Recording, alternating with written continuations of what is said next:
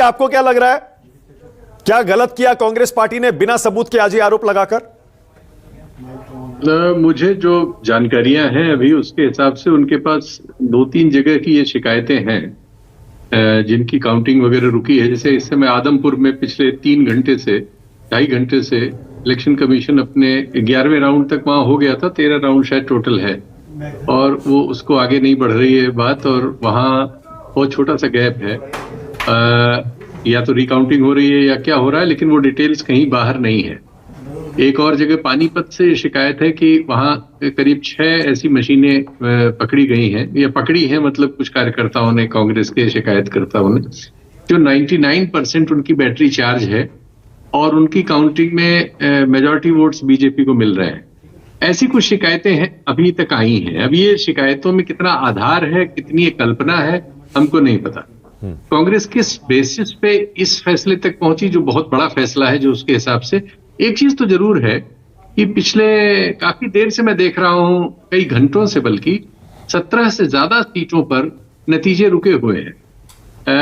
तो कुछ काउंटिंग वगैरह बहुत क्लोज भी हो सकते हैं मामले, कुछ स्लो हो सकते हैं, तो इनकी लेकिन वजहें होंगी। इनको इलेक्शन कमीशन को क्लियर कर देना चाहिए।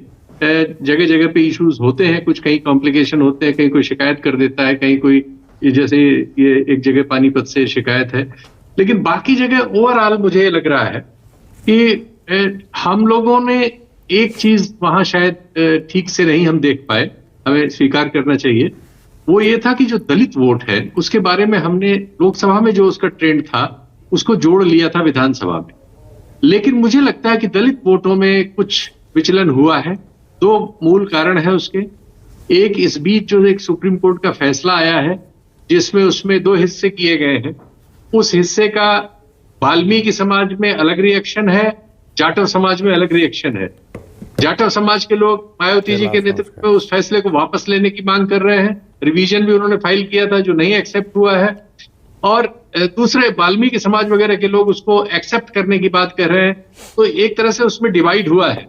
अब हमें नहीं पता कि इस चुनाव में उसका क्या असर हुआ या नहीं हुआ। हमें यह भी नहीं पता कि ये जो वोट करीब 5% के आसपास INLD को मिल रहा है और 1% के आसपास JJP को, कुल 6%, जो दोनों 2 दलित पार्टियों के साथ अलायंस में थे, इसमें इनको मिलने वाला दलित वोट कितना है? क्योंकि एक सीट पे भी BSP आगे थी, वो भी अब हार गई है लास्ट में, अटेली शायद। तो मुझे दलित वोटों पर थोड़ी शंका हो रही है, क्योंकि वो सिरसा की जो मैडम लोकसभा सांसद हैं वो नाराज थी। लगातार उनके इंटरव्यूज वगैरह ऐसे फोरम्स पे मीडिया के हम देख रहे थे जिनको आप कह सकते हैं कि कांग्रेस फ्रेंडली तो नहीं थे, और उनकी बातों में भी वो उनकी थी। इसको ओवरकम करने की राहुल गांधी ने कोशिश की एक सभा में, उन दोनों को साथ हाथ जोड़ के। तो ये एक्सेप्टेड फैक्ट है कि वो नाराजगी थी। क्या उसने 1-8% का फर्क किया है? क्योंकि मामला बहुत क्लोज है। दोनों पार्टियों को इस समय 39 पॉइंट सब वोट्स मिल रहे हैं। ये दोनों मोर्चे, सीट अलग है लेकिन इनका जो वोट फीसद है लगभग 1 है।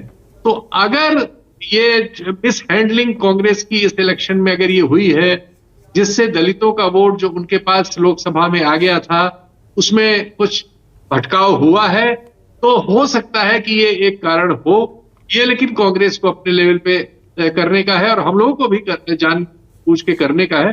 लेकिन थोड़ी सी त्रुटि हुई, क्योंकि वहां का जो सबसे प्रमुख और प्रभावशाली समाज है उसमें भारी एकजुटता हुई है। अगर आप इलेक्शन कमीशन का वो चार्ट लगा दें कौन सी सीट कहां जीता है, तो आप देखेंगे कि सिर्फ जाटलैंड में ही कांग्रेस जीत रही है, या मुस्लिम सीटें जो 3 एक साथ हैं। उसके अलावा बाकी पूरा अहिरवाल हारे हैं, वो पूरा वो GT रोड बेल्ट हारे हैं, और बीच की ऐसी सीटें हारे हैं जहां मिक्स पॉपुलेशन है। तो ये तो बिल्कुल दिख रहा है कि जाट कंसोलिडेशन बिल्कुल क्लियर था, इसलिए कि INLD और JJP साफ हो गई है।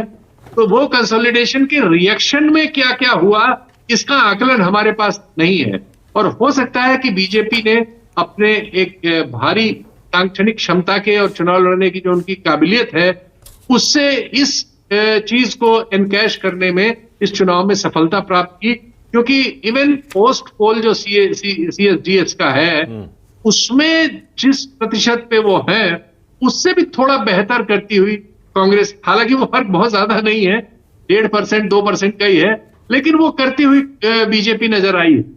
तो नहीं हरियाणा हो में सकता है एक कि सेकंड भाई- नहीं शीतल जी, शायद सीएसडीएस का जो पोस्ट पोल सर्वे है वो हरियाणा में बीजेपी और कांग्रेस के बीच 5% का फर्क बता रहा था, कांग्रेस को आगे बताया उसने 5%। बिल्कुल, मुझे याद है 37 और 42 और 1.3% का वो मार्जिन ऑफ एरर दे रहे हैं। हाँ। लेकिन बीजेपी को एरर के बावजूद अभी 1.5% ज्यादा मिल रहा है, करीब 40 के पास पहुंची है बीजेपी। तो ऐसा लगता है कि सबसे थोड़ा थोड़ा सा इन सेक्शंस के आकलन करने में उन टीम से भी कमजोरी रही या कमी रही, ठीक है, जो ओके। मानक, मैं थोड़ी सी बात जोड़ देता हूं। आया होगा।